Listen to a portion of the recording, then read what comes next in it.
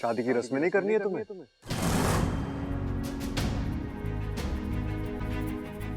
Oh sorry, लगता है मैंने आधी अधूरी बात बोल दी।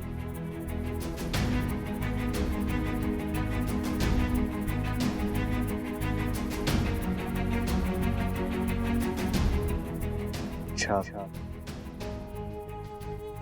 शादी हम दोनों की हो रही है।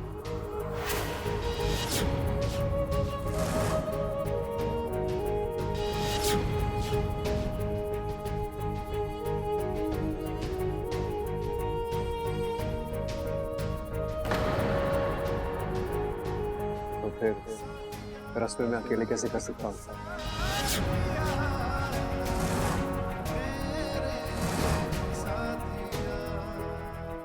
तुम्हें भी तो मेरा साथ देना होगा।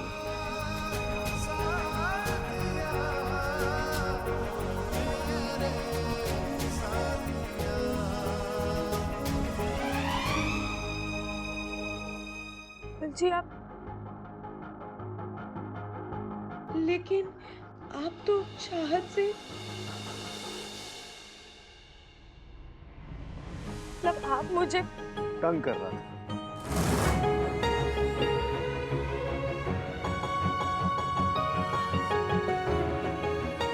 इच्छा मेरी लाइफ में कभी कोई चाहत थी ही नहीं, हमेशा से इच्छा थी, इच्छा है और इच्छा ही रहेगी।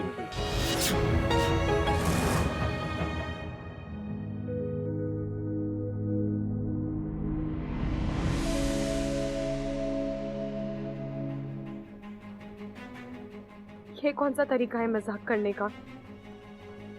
क्यों? तुमने मुझे आज तक इतना तंग किया है, थोड़ा बहुत हक तो मेरा भी बनता है ना। अच्छा देखो, मैं जानता हूं पिछले 2 दिनों में मैंने तुम्हें बहुत सताया है, तुम बहुत रोई भी हो, और उसके लिए मैं तुमसे माफी भी मांगता हूं। Okay, I am sorry. चलो अब जो हुआ उसे भूल जाओ। तुम कहती थी ना कि तुमने हमेशा हम दोनों की शादी का सपना देखा है, तो देखो मैं वो सपना पूरा कर रहा हूं।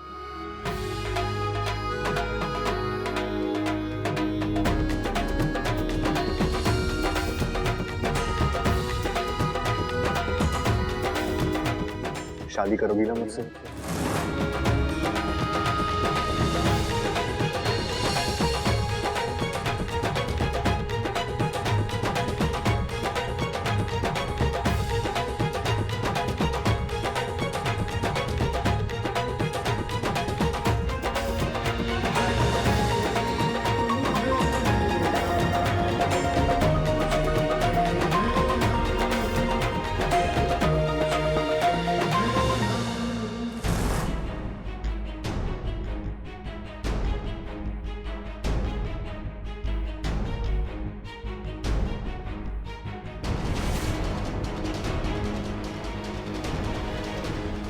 नहीं बबल जी,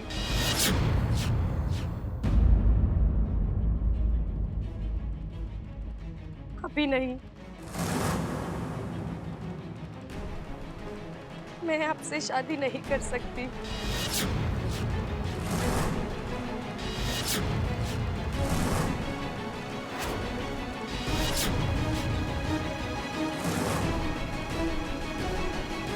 मुझे माफ कर दीजिए।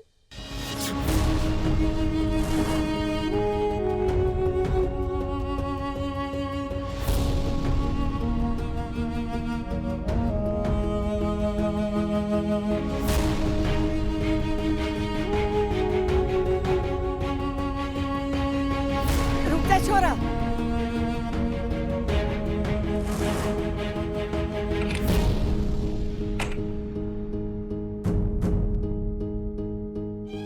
दादी वो देख छोरा, अचानक छोरी के सामने इतनी खुशी आ गई है ना, तो छोरी बौखला गई है। उसे समझ में ना आ रहा है कि वो क्या कहे। थोड़ी देर उसे अकेला रहने दे, आराम से सोचेगी, अपने आप को संभालेगी। जब शांत हो जाएगी ना, तो खुद ही तेरे पास आ जाएगी।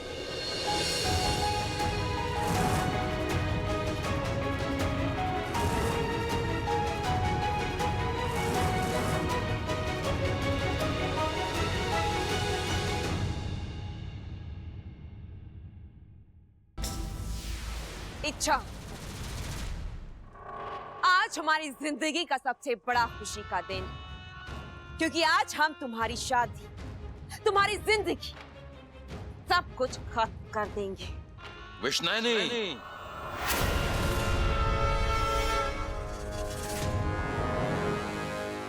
तुम्हारा ये सपना सपना ही रह जाएगा।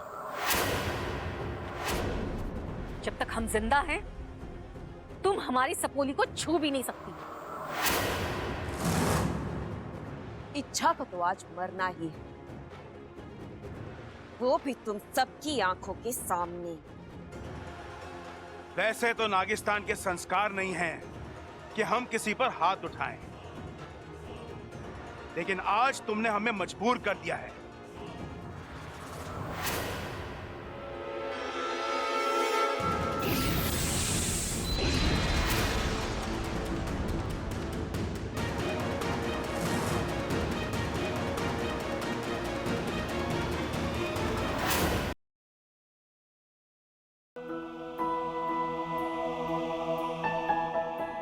अच्छा, अब ये क्या नया नाटक है? खुशियां तुम्हारे सामने हाथ पसार कर खड़ी हैं और तुमने पीठ फेर ली। तुमने शादी से इनकार ही क्यों किया इच्छा? काकू, मैंने शादी से इनकार नहीं किया है। मैंने बस ये कहा कि मैं अभी शादी नहीं कर सकती, मुझे थोड़ा वक्त चाहिए। लेकिन किस लिए? इतने दिनों बाद इतनी मुश्किल से बात शादी तक पहुंची और तुमने... काकू, मुझे माँ और पिताजी से बात करनी है। उनकी इजाजत के बगैर मैं कैसे शादी कर सकती हूँ? वो थोड़ी ना बोलने वाले हैं इच्छा। मैं जानती हूँ बाकू, लेकिन एक बार उनके मुंह से हाँ सुन लूं फिर।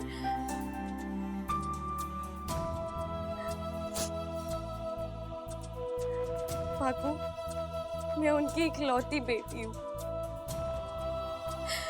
अपनी बेटी की शादी देखना हर माँ बाप का सपना होता है, उनका भी होगा। मैं उन्हें मेरी शादी में शामिल होता हुआ देखना चाहती हूँ। अच्छा, तुम सही कह रही हो। उनके आशीर्वाद के बिना ये शादी हो ही नहीं सकती। हमें उन्हें बुलाना ही चाहिए। ये सब भी मैं करूँ क्या बाकू? तो तू क्या करेगा? जल्दी से उनसे संपर्क कर और उन्हें यहाँ बुला ले।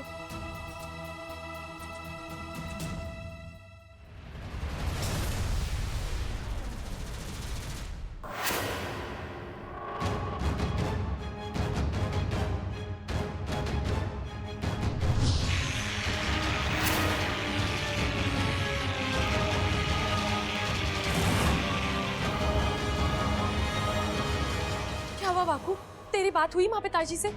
तुमने कहा ना मेरी शादी हो रही है, तो क्या कहा उन्होंने? वो आ रहे हैं ना? अच्छा, वो बोल ना बाकू। नहीं, अगर मैंने इच्छा की सच्चाई बता दी तो वो एक पल के लिए भी यहाँ नहीं रुकेगी। शेषु और सिप्ती की सहायता करने के लिए भी शायलगढ़ चली जाएगी और फिर उसकी शादी। बाकू, मैं तुझसे बात कर रही हूँ। यहाँ देख, तूने माँ और पिताजी से की ना। मैंने शेषु जी और सिप्ली जी दोनों से बात की। उनसे कहा कि इच्छा यहाँ बब्बल से शादी कर रही है। तो क्या कहा उन्होंने? वो खुश है ना? वो आ रहे हैं ना? बाकू, तुझे क्या लगता है उन्हें यहाँ आने में कितना वक्त लगेगा? तो मैं उसी के मुताबिक बब्बल जी को थोड़ी देर नहीं, शादी रोकने की जरूरत नहीं है।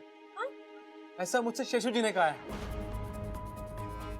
वो लोग नागिस्तान से आ रहे हैं तो आने में देर सवेर तो हो सकती है ना। शेषु जी ने तुम्हारे लिए संदेशा भेजा है कि इच्छा को बोलो शादी की सारी रस्में शुरू कर दे। जैसे वो आएंगे वो लोग शामिल हो जाएंगे।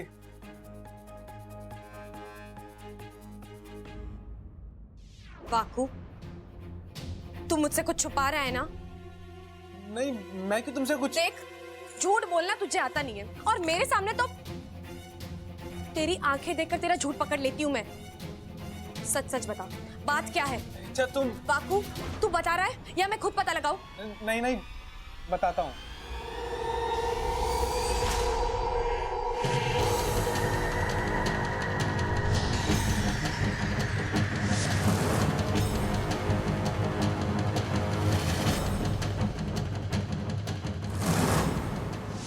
इच्छा को तो आज मरना ही है, वो भी तुम सबकी आंखों के सामने।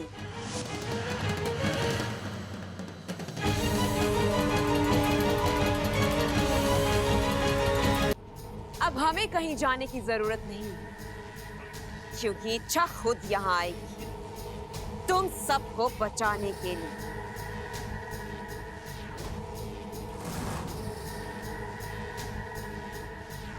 उसकी मौत उसे खींचकर यहाँ ले आएगी, और जैसे ही वो यहाँ आएगी उसे हमारी ताकत और हमारी नफरत का सामना करना पड़ेगा। तू तो है ही नफरत के काबिल विष्णैनी, और तू जो करने की सोच रही है ना, वो कभी कामयाब नहीं हो पाएगी।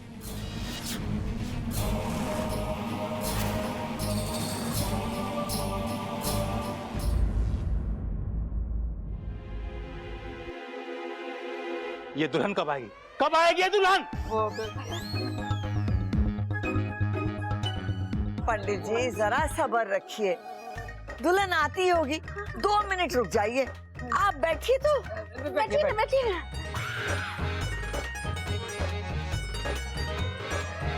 कुछ भी करके पंडित को रोकना होगा भाई। कुछ सोचना पड़ेगा। सोच ठीक है सोच।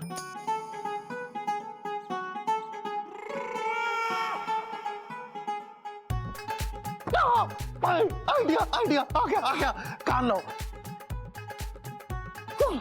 समझ आया?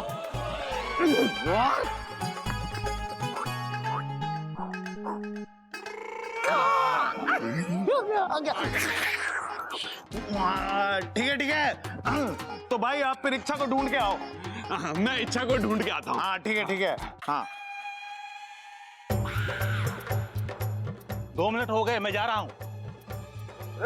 पंडित जी अपनी जगह से हिलना मत। अगर आप हिले तो समझो आपका खेल खत्म। मतलब आसान है, अगर आप अपने आसन से उठे तो हमेशा के लिए उठ जाओगे। क्या मतलब है तुम्हारा? धमकी दे रहे हो? मैं कौन होता हूँ पंडित जी आपको धमकी देने वाला? मैं तो आपकी जान बचा रहा हूँ। अरे मतलब 2 दिन पहले हमारे घर में एक बहुत लंबा सांप घुस आया था, काला वाला। हम लोगों ने बहुत ढूंढा लेकिन कहीं मिला नहीं हमारे को। अब वही सांप ना आपके पीछे दुबक कर बैठा हुआ है।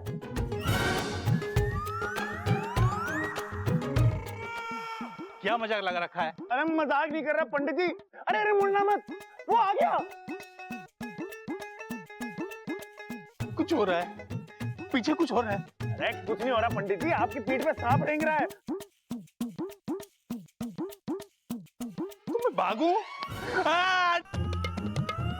डस लिया, सांप ने काट लिया। मर जाऊंगा। शांत हो जाइए। अरे शांत हो जाइए ना पंडित जी। अभी तक डसा नहीं है सांप ने आपको। अभी तो आपकी पीठ पे एक साफ सुथरी सी जगह ढूंढ रहा है।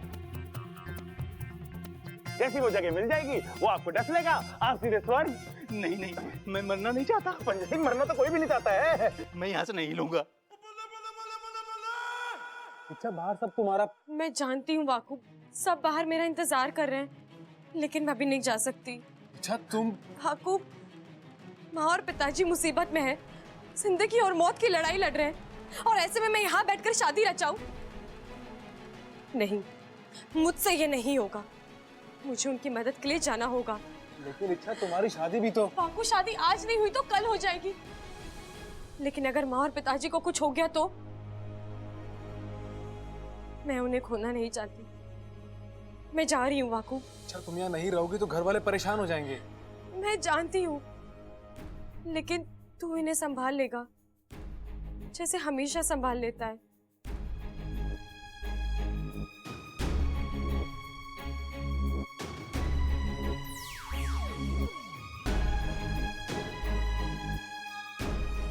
हे नाकामी देव, इच्छा की रक्षा करना।